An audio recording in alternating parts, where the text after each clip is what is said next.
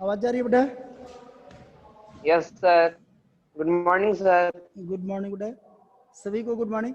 कल जो दिए थे बेटा सबको आ गया है? कोई दिक्कत?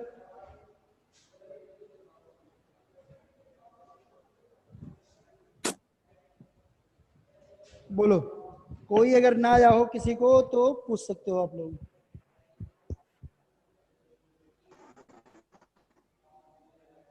Hello, good morning sir. good morning. Now see, next, we were on Good morning, sir.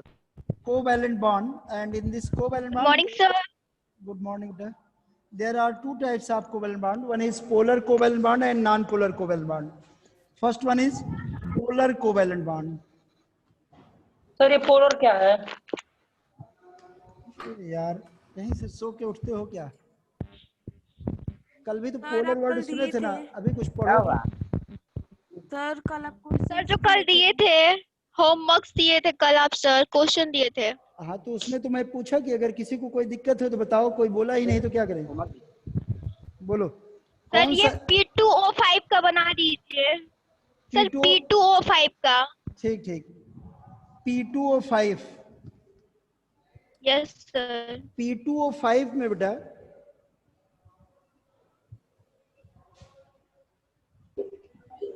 ये इस तरह बनेगा, पूरा लिखने से अच्छा है।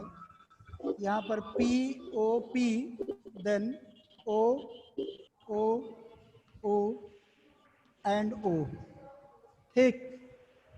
हालांकि इसमें यस सर। एक चीज है बेटा, ऑक्टेट से अधिक इलेक्ट्रॉन हो जाएंगे, ठीक ना? P में यहाँ 10 इलेक्ट्रॉन हो जा रहा है। यस सर, वही। एक्सेप्शन है, आगे आपको एक्सेप्शन यस बताएंगे। सर। सभी बांड जब पढ़ा लेंगे तब आपको बताएंगे।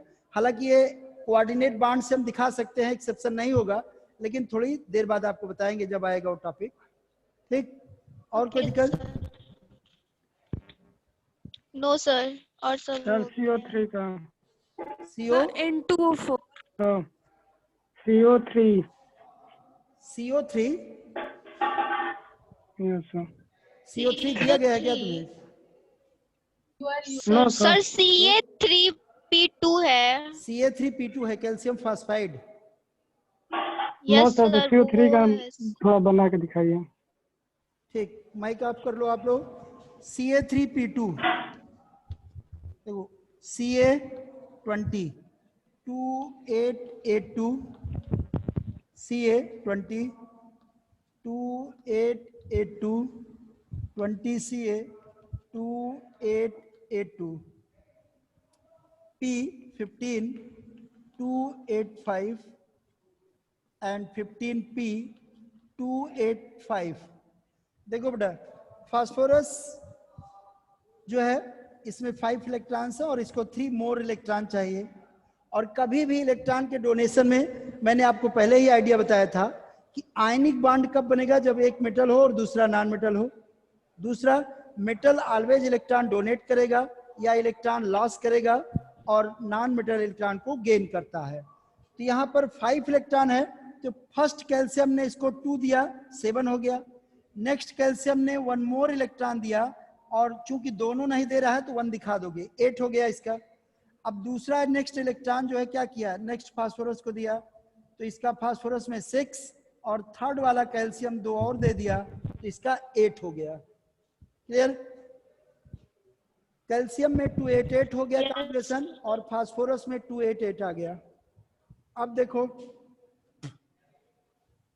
CA CA CA 1 2 1 2 1 2 plus phosphorus 1 2 3 4 5 1 2 3 4 5 fast 1 2 3 8 हो गया, 1 2 3 8 हो गया। देन 3 कैल्शियम है तो 3 कैल्शियम लिखो, और सभी कैल्शियम ने 2-2 इलेक्ट्रॉन लॉस किया है, तो यानी कैल्शियम पर 2 पॉजिटिव चार्ज आ गया, प्लस फास्फोरस 2 एटम है, और सॉरी नीचे लिख दे रहे हैं, उधर स्पेस दिख नहीं रहा है। देखो कैल्शियम 3 है तो 3 Ca और 2 इलेक्ट्रॉन लॉस किया तो 2 plus, and plus 2 phosphorus. Each phosphorus gain the 3 electrons, so 3 negative charge. Now add these two, 3Ca plus plus and 2P triple minus, that is Ca3P2 calcium phosphide. Okay, इस तरह से ये आपका calcium phosphide का bond formation होगा। अच्छा, ionic compound में एक चीज और समझ सकते हो, आयनिक कंपाउंड में जो मेटल होता है बेटा, मेटल चूंकि इलेक्ट्रॉन लॉस करता है और स्टेबल कॉन्फिगरेशन ऑब्टेन करता है, stable configuration inert gas element का होता है। ठीक, इसका मतलब क्या है, metal previous inert gas element का कॉन्फिगरेशन एक्वायर करता है, और जबकि नॉन मेटल चूंकि इलेक्ट्रॉन गेन करता है, इलेक्ट्रॉन बढ़ता है, तो ये नेक्स्ट इनर्ट गैस एलिमेंट का कॉन्फिगरेशन एक्वायर करता है। जैसे कैल्शियम का एटॉमिक नंबर 20 है, इसने जब 2 इलेक्ट्रॉन लॉस कर दिया तो 288 यानी 18 बचा, इसने 18 आर्गन का कॉन्फिगरेशन एक्वायर किया। जबकि फास्फोरस में देखो 15 है और 3 इलेक्ट्रॉन लिया, 15 3 कितना हो गया 18, और 18 हुआ, इसका भी कॉन्फिगरेशन 288 यानी 18। इसने भी तो क्या किया, 18 आर्गन का कॉन्फिगरेशन एक्वायर कर लिया, यानी नेक्स्ट इनर गैस एलिमेंट। तो मेटल प्रीवियस इनर्ट गैस यानी उसके पहले वाला, और जो नॉन मेटल होते हैं वो नेक्स्ट इनर्ट गैस एलिमेंट का स्टेबल कॉन्फिगरेशन एक्वायर करते हैं जब आयनिक बॉन्ड बनता है। ठीक, ये केवल आपकी जानकारी के लिए है, बट कैल्शियम फास्फाइड का स्ट्रक्चर या बॉन्ड फॉर्मेशन इस तरह से आप बना सकते हो। ओके, सर N2O4 का नहीं बन रहा था। N2O4 चूंकि दोनों नॉन मेटल हैं तो कोवैलेंट बॉन्ड बनेगा। यस सर, कोवैलेंट बनेगा। कोवैलेंट सर N2O4 में CO3 देखो का नहीं बनेगा, क्या है, CO3। अरे यार CO3 नहीं होता है भैया, CO3 बनाओगे तो वो कार्बोनेट आयन हो जाएगा। ऐसा नहीं किसी को पकड़ा के बनाना शुरू कर दो। CO3 कोई मॉलिक्यूल सुने हो, हम उसका बनाओगे जो मॉलिक्यूल बनता हो तो CO3 बनेगा, तो वो कार्बोनेट आयन होता है। कार्बोनेट आयन का तो बनेगा, लेकिन CO3 कोई मॉलिक्यूल नहीं होता है बेटा, तो CO3 का कुछ नहीं बनना है। ठीक, CO3 जब आयन हो जाएगा तब उसका स्ट्रक्चर बना सकते हो, आयनिक कंपाउंड होगा, है ना, कार्बोनेट आयन है। और CO3 कोई भी आयन या CO3 कोई भी कंपाउंड नहीं होता है। तो CO3 अकेले कहोगे तो रॉन्ग है, CO3 माइनस माइनस कहो, कार्बोनेट आयन है, अब इसका आप स्ट्रक्चर बना सकते हो। ठीक, और कार्बोनेट आयन का स्ट्रक्चर देखना हो, कार्बन में 4 इलेक्ट्रॉन होता है, ये एक O माइनस वाला है तो ये सिंगल बॉन्ड बनाएगा, इसमें 7 इलेक्ट्रॉन हो गया है। दूसरा भी सिंगल बॉन्ड बनाएगा चूंकि 1 इलेक्ट्रॉन पहले से है, और तीसरे ऑक्सीजन में 6 इलेक्ट्रॉन है तो ये डबल बॉन्ड बना लेगा। इस तरह से कार्बोनेट आयन का स्ट्रक्चर दिखा सकते हो। कार्बन के 4 इलेक्ट्रॉन है, चारों ने कोवैलेंट बॉन्ड बना लिया। 2 जो निगेटिव चार्ज है एक एक ऑक्सीजन पे होगा, और एक एक निगेटिव चार्ज आ गया, यानी एक एक इलेक्ट्रॉन गेन किया है, 7 इलेक्ट्रॉन, तो एक एक कोवैलेंट बॉन्ड बना लिया है ये दोनों ऑक्सीजन ने।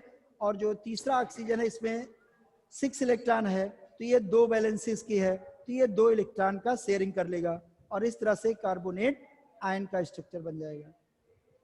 लेकिन कार्बोनेट आयन तो बनेगा, लेकिन CO3 कोई मॉलिक्यूल नहीं होता है, उसके स्ट्रक्चर का कोई जो है पॉसिबिलिटी नहीं है।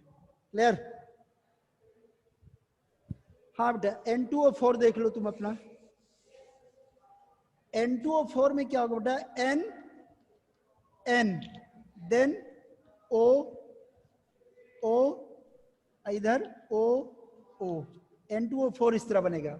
5 करने में केवल बीच में वो लगा दिया जाता है तो N2O5 हो जाता है। N2O3 बनाना है, A को कोई हटा दो, N2O3 हो गया। ठीक, और कोई दिक्कत? और बोलो अगर कोई दिक्कत हो। Sir CH4, sir CH4, sir उसका कोवैलेंट भी बन सकता है और आयनिक भी बन सकता है ना? आयनिक सर नहीं बन CH4 का सकता, देखिए। केवल कोवैलेंट बनेगा, आयनिक नहीं बनेगा। आयनिक में कार्बन में पढ़े हो ना बाबू, एक दिन पहले भी मैं बताया था, हमें लगता है तुम ही से बात कर रहे थे तब। Carbon can not loss their 4 electron और carbon can not gain the 4 electron. अगर आयनिक Yes, बॉन्ड sir. बनेगा तो दो ही पॉसिबिलिटी है, यस सर, या तो कार्बन 4 इलेक्ट्रॉन गेन कर ले, और 4 इलेक्ट्रॉन गेन करेगा या तो lose स्ट्रॉन्ग कर इंटर दे। इलेक्ट्रॉनिक रिपल्सन होगा, और 4 इलेक्ट्रॉन लॉस करने में Yes, जो sir. स्मॉलर साइज है न्यूक्लियर फोर्स बढ़ जाएगा, जिससे वो 4 इलेक्ट्रॉन लॉस नहीं कर सकता है। दोनों ही कंडीशन है। अरे सीधा मैंने आपको जुआल टेक्नोलॉजी बताया है बेटा, अगर दोनों नॉन मेटल हैं तो सीधा कोवैलेंट बॉन्ड बनेगा, आसानी से समझ जाओगे। अगर एक मेटल है दूसरा नॉन मेटल है तो आयनिक बॉन्ड बनाओ, सबसे इजी तरीका है, आसानी से पहचान जाओगे। ठीक, यस सर, और कोई दिक्कत किसी को? Sir yes sir. N2O4 का बनाइए ना। क्या बेटा? सर N2O3 का N2 अरे यार N2O3 क्या है? एक ऑक्सीजन निकाल दो, N2O3 हो गया। ठीक, इसी में जो N2O4 बनाए हो एक ऑक्सीजन निकाल दो, N2O4 हो गया, 3 हो गया। क्या दिक्कत है? ओके, और क्या कह रहे थे? ठीक है सर। यस, और कौन कह रही थी बेटा? अभी किसका पूछे थे? यस, अभी किसी मॉलिक्यूल का कोई लड़की पूछी थी ना, क्या पूछ रही थी बेटा, बोलो। सर जो N2O4 है तो सर आप लिखे थे ऑक्सीजन डबल बॉन्ड नाइट्रोजन और फिर सिंगल बॉन्ड सर वहां पे रहेगा। तो क्या दिक्कत है? नाइट्रोजन नाइट्रोजन के बीच सिंगल बॉन्ड रहेगा। क्यों सर नहीं वो हो थोड़ा सकता एक बार है? कीजिए। क्यों नहीं हो सकता है? O double bond N, single bond N, double bond O, double bond O, double bond O, क्या दिक्कत है? नाइट्रोजन नाइट्रोजन में ट्रिपल बॉन्ड तभी होगा जब केवल N2 मॉलिक्यूल हो, इसके बाद always single bond, always triple bond हो, ये जरूरी नहीं है। ठीक ना? यस यहाँ तो सर। सिंगल बॉन्ड रह ही सकता है। अरे NH3 बनाती हो तो उसमें सिंगल बॉन्ड नहीं रहता है? जब NH3 बनाओगे सर ये कोवैलेंट बॉन्ड यस सर रहता है। H रहेगा, क्या दिक्कत है? यस सर रहेगा। Yes, sir. और कोई प्रॉब्लम किसी को? सर N2O4 है ना? यस, क्या कही? N2 O4 अरे बाबू O4 ही तो दो बार बना चुका हूँ, है ना? वही तो था। कोवैलेंट तो कोवैलेंट तो होगा ही, किसी में उसमें तो सोचना ही नहीं है। मैंने क्या बताया, दोनों नॉन मेटल हैं, सीधा कोवैलेंट कहो बिना किसी से सोचे समझे, क्या दिक्कत है? ठीक है सर। और क्या पूछ रहा था कोई? सर जो अल्फा पार्टिकल वाला जो अच्छा है हाँ, अल्फा पार्टिकल समझ लो बेटा, इसको भी मैं बताया था, आप भूल गए हो।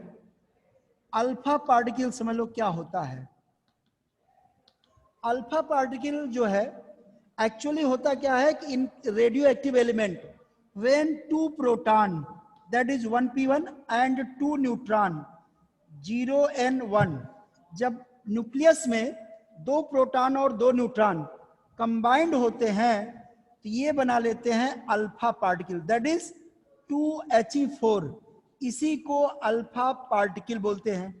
एक चीज ध्यान दो, इसमें कोई इलेक्ट्रॉन नहीं होता है यहां पर, इसीलिए अल्फा पार्टिकल को कहीं कहीं देखोगे तो He++, या इसी को लिखा जाता है कि हीलियम न्यूक्लियस। क्यों लिखते हैं इसको जान लो। अब क्यों लिखते हैं ये भी रीजन जान लो। जैसे हीलियम जो है बेटा 2He4, इसमें 2 प्रोटॉन 2 इलेक्ट्रॉन और 2 न्यूट्रॉन होगा कि नहीं होगा? ये हीलियम एटम है। Yes sir. अब इसमें से क्या होगा कि जब 2 इलेक्ट्रॉन निकाल दोगे तो क्या बचेगा? 2He4 और इस पर 2 प्लस बचेगा और प्लस 2 इलेक्ट्रॉन। ठीक, या ये समझाने के लिए है, आप चाहो तो और इजी तरीके से लिख सकते हो, He देन क्या कर दो He++ और प्लस 2E, यही क्या हो गया? Alpha particle. ठीक, यहां हम इलेक्ट्रॉन प्रोटॉन न्यूट्रॉन दिखाना चाहते हैं। ठीक ना? अल्फा पार्टिकल को दिखाने के लिए कि इसमें क्या क्या होता है, 2 प्रोटॉन 2 इलेक्ट्रॉन 2 न्यूट्रॉन, हमने इस तरह से लिखा है। आप He अकेले लिख सकते हो, इसका भी मतलब वही हुआ, हीलियम एटम। ओके, 2 इलेक्ट्रॉन इसमें से निकल गया अब इसमें केवल 2 प्रोटॉन और 2 न्यूट्रॉन बचता है, 2 प्रोटॉन और 2 न्यूट्रॉन। और चूंकि प्रोटॉन पे पॉजिटिव चार्ज होता है इसीलिए इस पर 2 पॉजिटिव चार्ज हो गया, ऐसे भी कह सकते हो, या 2 इलेक्ट्रॉन निकल गया उससे भी पॉजिटिव चार्ज आ गया। और इसी हीलियम न्यूक्लियस को अल्फा पार्टिकल कहते हैं। ओके, हालांकि एक चीज जान लो कि जब एटम से यानी रेडियो एक्टिव एलिमेंट से जब अल्फा पार्टिकल निकलता है वो भी 2He4 या He++ या अल्फा पार्टिकल के रूप में ही निकलता है। तो चाहे उसको अल्फा पार्टिकल कह दो चाहे He++ के रूप में कहो, चूंकि दोनों का कंपोजिशन सेम है, ठीक ना, और उसी प्रोटॉन और न्यूट्रॉन से अल्फा पार्टिकल बनता है, वो हीलियम के न्यूक्लियस ही होता है और उसी को अल्फा पार्टिकल कहते हैं, ठीक ना।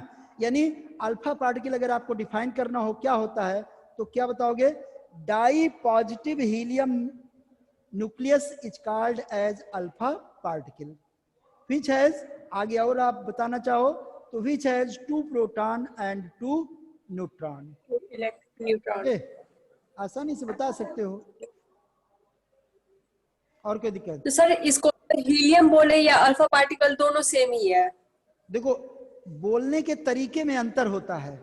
तरीके का अंतर क्या है कि जब रेडियो एक्टिव एलिमेंट से निकलेगा तो उस समय अल्फा पार्टिकल कहा जाएगा, ठीक।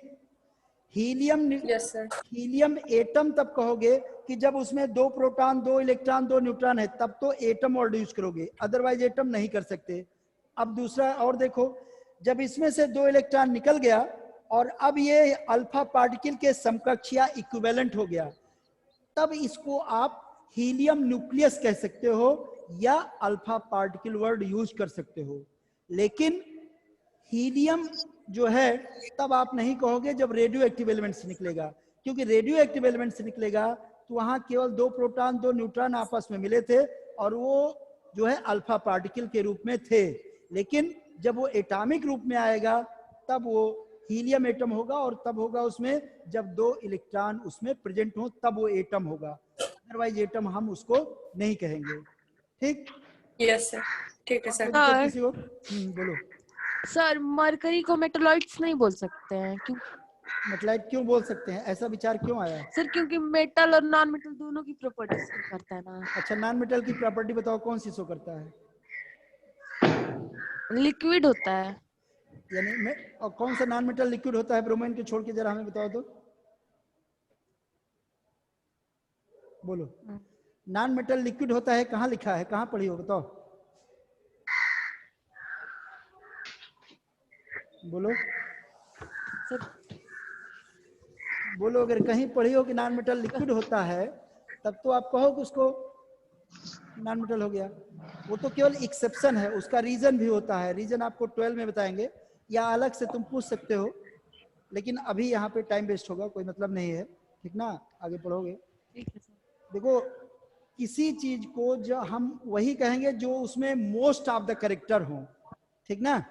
जैसे मानव को क्या मानते हैं, देसी जनरल में हम बात करें, आदमी को क्या माना जाता है कि भगवान ने सब जितने भी एनिमल या लिविंग बीइंग को बनाया है, मानव सबसे बुद्धिमान प्राणी है, जिसके पास सोचने समझने की क्षमता है, अच्छा बुरा समझ सकता है, वो छोटे बड़ों का आदर करता है, सब कुछ करता है, ये तो कैरेक्टर हुआ।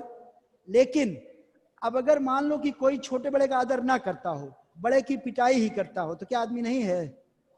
एक्सेप्शनल बिहेवियर हो गया कि नहीं हो गया? बुद्धिमान ना हो, मान लो पागल हो गया, तो पागल है तभी तो आदमी है। Yes sir. एक एक्सेप्शनल बिहेवियर के कारण से उसको आप उस कैटेगरी से रिमूव नहीं कर सकते, ठीक ना। वो केवल और केवल उसके अंदर यही है कि वो लिक्विड स्टेट में है, क्योंकि उसका इंटरमॉलिक्यूलर फोर्स वीक हो गया है। रीजन आगे आप पढ़ोगे, 12 में जाओगे डिटेल उसका। लेकिन अदर प्रॉपर्टी है, इलेक्ट्रॉन लॉस करता है, डेंसिटी हाई होती है, कॉम्प्लेक्स बनाता है ना, वो सब कैरेक्टर उसके हैं मेटेलिक वाले। Now come on topic. और किसी के अंदर कोई कंफ्यूजन हो तो पूछ लो, तब आगे बढ़ा जाए। सर सर बोलो बेटा। कैल्शियम कार्बोनेट आयनिक बॉन्ड या कोवेलेंट बॉन्ड शो करेगा? आयनिक बॉन्ड होता है कैल्शियम कार्बोनेट। तो सर उसका स्ट्रक्चर कैसे बनेगा? देखो स्ट्रक्चर में क्या होता है बेटा कि आगे आपको बताएंगे अभी कई सारी चीजों पूछोगे टाइम आपका जाएगा, लेकिन एक चीज जान लो, आयनिक कंपाउंड जो होते हैं या कोई कंपाउंड है बेटा, तो उसमें क्या होगा कि उसमें आयनिक बॉन्ड भी हो सकता है, कोवैलेंट भी हो सकता है और कोऑर्डिनेट बॉन्ड भी हो सकते हैं, तीनों। ठीक ना? Yes. वो डिपेंड करता है कि कैसा कंपाउंड है। हम आपको एक कंपाउंड दिखाते हैं जिसमें तीनों बॉन्ड हैं, उसके बाद आगे पढ़ते हैं। देखो, अमोनियम क्लोराइड जब आयोनाइज करोगे तो NH4+ और Cl- बना, यहां Cl- निकल गया, NH4+, ये आयनिक बॉन्ड को सोख गया। अब अगर तुम NH4+ का स्ट्रक्चर बनाओगे, ये कैसे बनता है? H H H और एक जो H+ है, ये नाइट्रोजन अपना इलेक्ट्रॉन इसको कोऑर्डिनेट करता है। तो ionic bond, covalent bond, coordinate bond, तीनों बॉन्ड हो गया एक ही कंपाउंड में। ठीक? Yes, sir. तो एक ही कंपाउंड में कई सारे हो सकते हैं, यानी जो क्लोराइड है वो अमोनियम आयन, इन दोनों के कंपोजिशन से अमोनियम क्लोराइड बना है। अब अमोनियम में कोवैलेंट और कोऑर्डिनेट दोनों बॉन्ड प्रेजेंट है। ठीक? और कोई दिक्कत किसी को? Now polar covalent bond.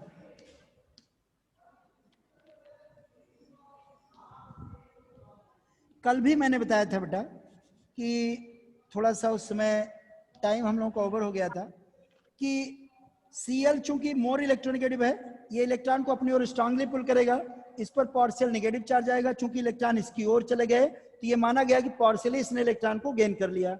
Hydrogen से इलेक्ट्रॉन थोड़ा सा अबे होते हैं, दूर जाते हैं, इसलिए हाइड्रोजन को माना जाता है कि इसने इलेक्ट्रॉन लॉस कर दिया और इस पर पार्शियल पॉजिटिव चार्ज आ जाता है। इस प्रकार से एक पॉजिटिव पोल बन गया। पोल का मतलब यहाँ पर किनारा मान लो, एक साइड मान लो, है ना? पोल माने, हालांकि ध्रुव वर्ड यूज किया जाता है। एक पॉजिटिव पोल हो गया, एक नेगेटिव पोल हो गया, और इस प्रकार से दो पोल हो गए डाइपोल। तो डाइपोल से हमारा यहाँ थोड़ा कम लेना देना है, आगे हम बताएंगे डाइपोल क्या होता है। बट यहाँ पर क्या हो गया कि ये बॉन्ड कैसा हुआ? पोल वाला हुआ, जिसमें पोल है, एक पॉजिटिव पोल एक नेगेटिव पोल, इसीलिए इसको क्या कहा गया? Polar covalent bond. और पोलर क्यों हुआ? क्योंकि एटम अलग अलग हैं। जैसे हमने दूसरा एग्जांपल दिया, अगर हाइड्रोजन तुम ले लो तो हाइड्रोजन दोनों सेम है, दोनों इक्वली इलेक्ट्रॉन को पुल करेंगे। या क्लोरीन ले लो तो क्लोरीन भी क्या करेंगे? दोनों इक्वली इलेक्ट्रॉन को पुल करेंगे और इलेक्ट्रॉन दोनों के बीच में रहेगा, ना तो जो है मान लो फर्स्ट क्लोरीन की ओर सेकंड क्लोरीन की ओर रहेगा। ठीक ना? इस तरह से क्या हुआ कि अगर डिफरेंट एलिमेंट हैं, डिफरेंट एटम्स हैं, उसमें एक मोर इलेक्ट्रोनेगेटिव हो गया और एक लेस इलेक्ट्रोनेगेटिव है, तो मोर इलेक्ट्रोनेगेटिव एटम की ओर इलेक्ट्रॉन ज्यादा झुके होते हैं, ज्यादा मूव किए होते हैं, और उस पर पार्शियल नेगेटिव चार्ज इसीलिए आ जाता है कि उसने इलेक्ट्रॉन एक प्रकार से अपनी ओर पुल कर लिया है, गेन कर लिया है, और जिससे इलेक्ट्रॉन दूर जाते हैं, जो लेस इलेक्ट्रोनेगेटिव होता है, उस पर पार्शियल पॉजिटिव चार्ज आता है। ठीक ना? और एक चीज जान लो, पार्शियल चार्ज और एक्चुअल चार्ज में बहुत डिफरेंस होता है, लार्ज अमाउंट ऑफ डिफरेंस होगा। ठीक ना? कई मिलियन टाइम्स का डिफरेंस होता है। Partial charge is very very small as compare to the complete charge.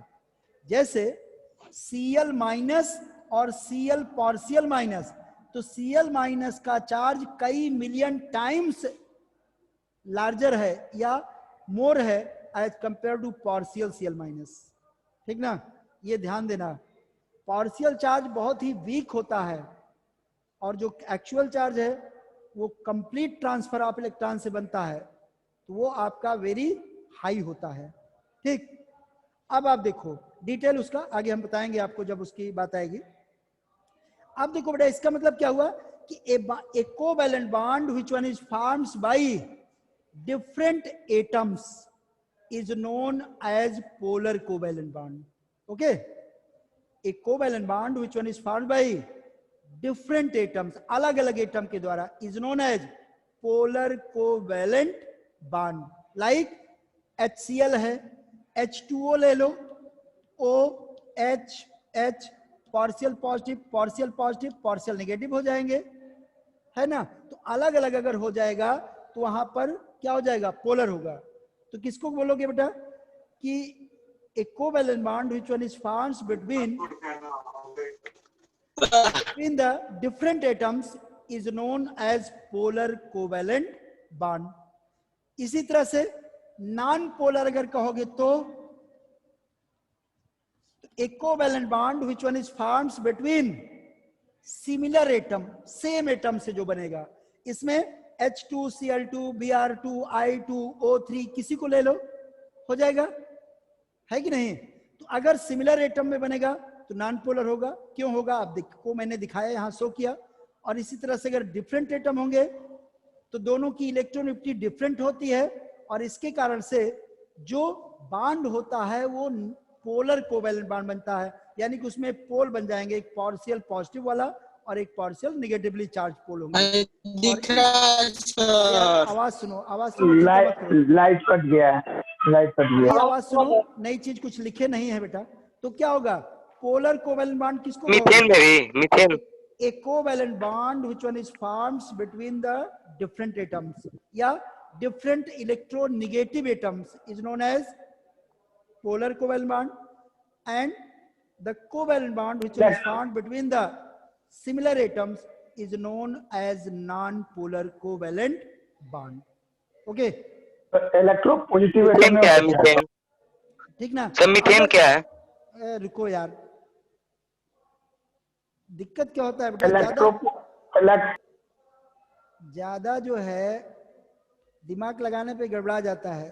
थोड़ा वेट करना सीखो. जैसे 10th में भी 2-4 हैं, 10th वालों को भी मैं जानबूझ के थोड़ा सोचा हूं कि इनको पढ़ाया जाए, कुछ अलग से बताया जाए, तो उसमें भी 2-4 हैं उस तरह. एक चीज देखो, मैं कई बार बताया हूं, पहले इतना वेट करना सीखो कि जो मैं चीज बता रहा हूं पहले उसको सुन लो. उसमें अगर तुम्हारे प्रश्न का आंसर ना मिले तब जा करके पूछो तो ठीक लगता है. पहले से उसमें बात करना जो है वो एक या तो मूर्खता का सूचक होता है और या तो ये होता है कि हम कुछ ज्यादा जानते हैं, ये अगले को दिखाने का प्रयास करना होता है. ठीक ना? तो इसके लिए दूसरे वाले ऑप्शन में तो सीधी सी बात है कि जो आपको पढ़ा रहा है वो निश्चित रूप से आपसे कई गुना ज्यादा विद्वान होता है. ठीक? बाद में तुम किसी भी से, मैं अपनी बात नहीं कर रहा हूं, पूरी दुनिया में किसी से भी, अगर LKG में भी जो टीचर आपको पढ़ाया होगा वो आपसे विद्वान रहा होगा, भले ही बाद में तुम उससे ज्यादा जान जाओ किसी भी क्लास में.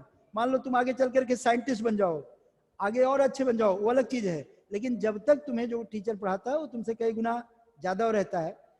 और या तो फिर दिखाने का प्रयास करना है कि हम एक आध लाइन ज्यादा पढ़ लिए हैं, तो चिंता मत करो, पहले तुम सुनो, समझो, जो तुम सोच सकते हो उससे ज्यादा मैं बताऊंगा, इतना मैं कई बार कहा हूं. फिर भी अगर उसमें भी अगर आपको लगता है कि नहीं ये मुझे पूछना चाहिए तो पूछो. और इतना तो मैं पूरा कह ही सकता हूं कि कंपेयर करोगे तो मुझे लगता है कि कोई ऐसा क्लास नहीं है, कोई लड़का या स्टूडेंट नहीं कह सकता है कि मैंने किसी को पूछने का मौका ना दिया हो या मैं मौका नहीं देता हूं. और मैं कभी भी क्लास भी शुरुआत करता हूं तो पहले इसी से शुरुआत करता हूं कि कुछ पूछना है कि नहीं पूछना है.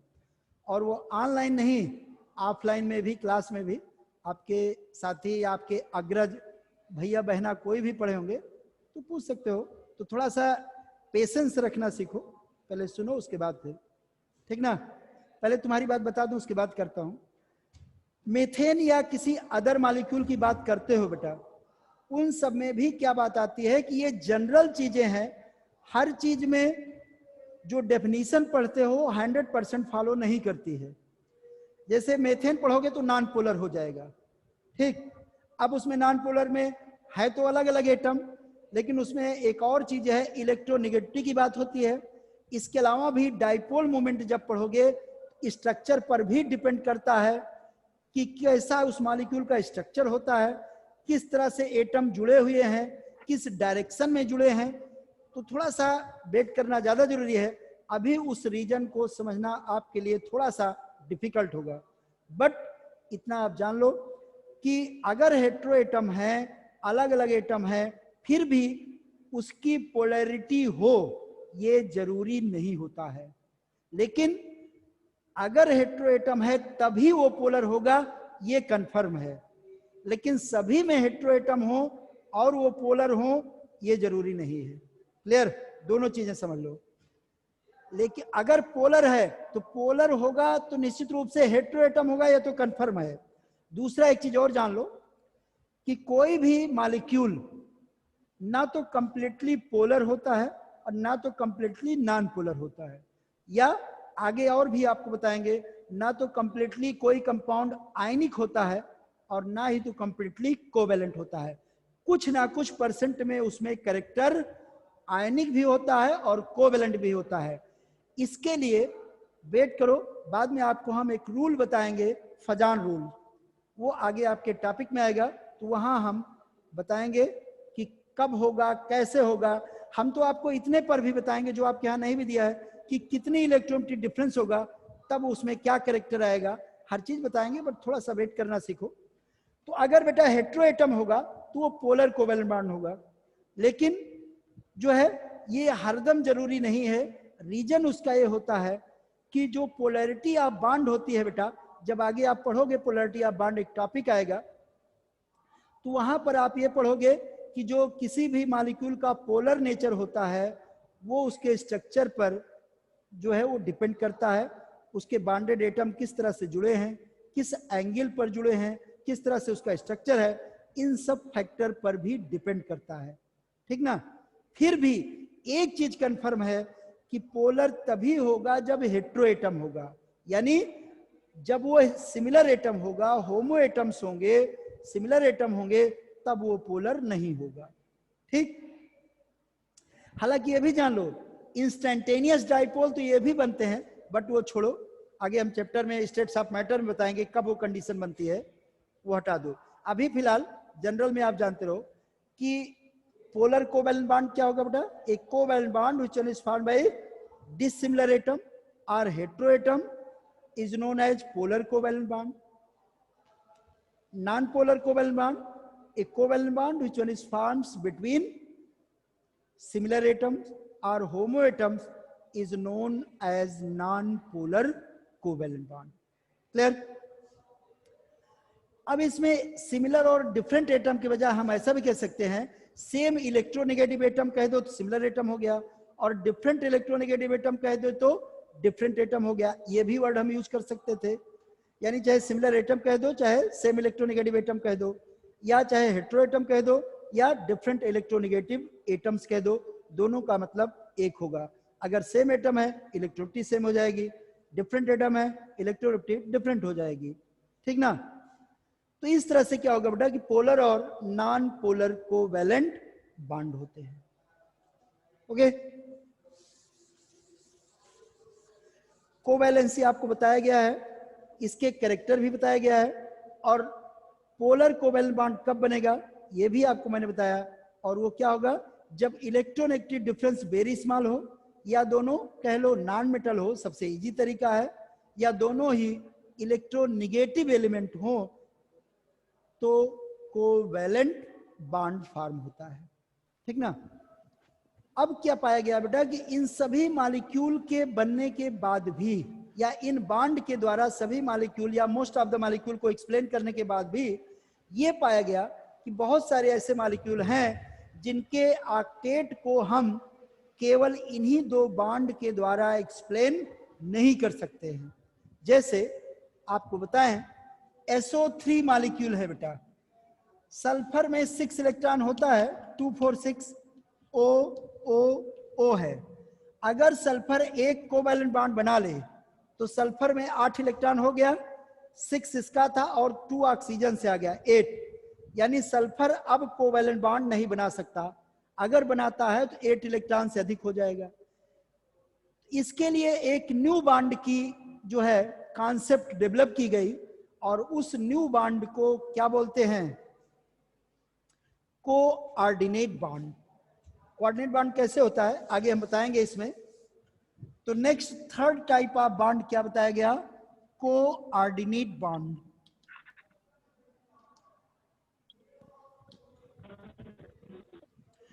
कोऑर्डिनेट बॉन्ड बेटा इसको एक्सप्लेन किया था परकिंस ने, परकिंस साइंटिस्ट का नाम है, परकिंस ने बताया कोऑर्डिनेट बॉन्ड।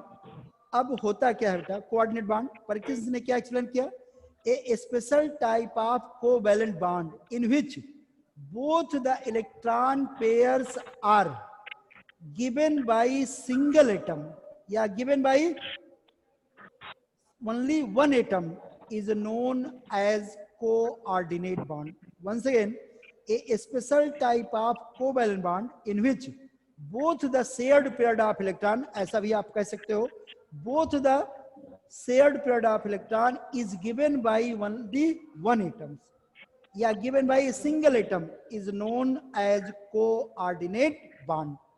इसमें एक वर्ड आया है special type of covalent bond, यानी ये भी एक प्रकार का कोवेलेंट बॉन्ड है, लेकिन इस बॉन्ड में क्या बात होती है कि दोनों ही इलेक्ट्रॉन किसी एक एटम के द्वारा दिए जाते हैं, जबकि कोवेलेंट बॉन्ड में हमने देखा था कि जो इलेक्ट्रॉन पेयर होगा उसमें दोनों ही एटम 1-1 इलेक्ट्रॉन या 2-2 इलेक्ट्रॉन या 3-3 इलेक्ट्रॉन आपस में शेयर करते हैं, यानी वहां म्यूचुअल शेयरिंग होती है।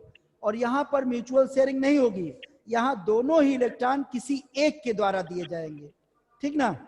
तो क्या होता है, a special type of covalent bond in which both the electron pair is given by only one atom is known as, Swati Kushwaha mic off करो, आवाज आ रही है, is known as coordinate bond.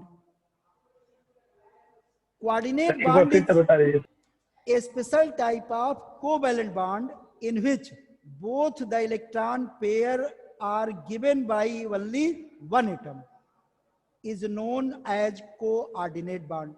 This is a special type of covalent bond in which both the electron is given by only one atom. यानी जो electron pair होगा, जैसे वहां शेयर करते थे, तो यहाँ कोई एक ही एटम देता है और इसीलिए इसको हम कोऑर्डिनेट बॉन्ड बोलते हैं।